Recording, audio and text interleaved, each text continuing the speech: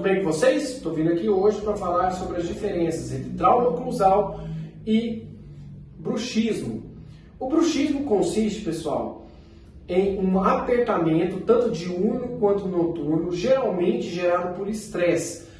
E o paciente que tem bruxismo tem geralmente retrações gengivais e perdas da altura dos dentes. Os dentes ficam pequenininhos, né? E também, principalmente, dor nas articulações. O paciente tem muita dor de cabeça, dor de pescoço.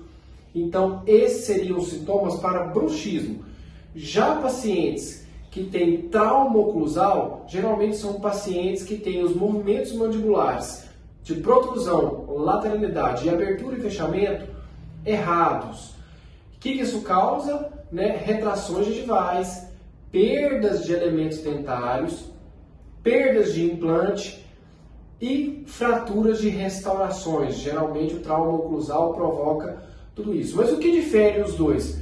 Principalmente o bruxismo, o paciente que tem bruxismo tem dor de cabeça e dor muscular. Já o paciente que tem trauma oclusal, geralmente tem mobilidade dentária, tem perda dentária, retrações e principalmente perda de elementos dentários. Beleza, pessoal? Essa foi a dica de hoje. Nos vemos na semana que vem.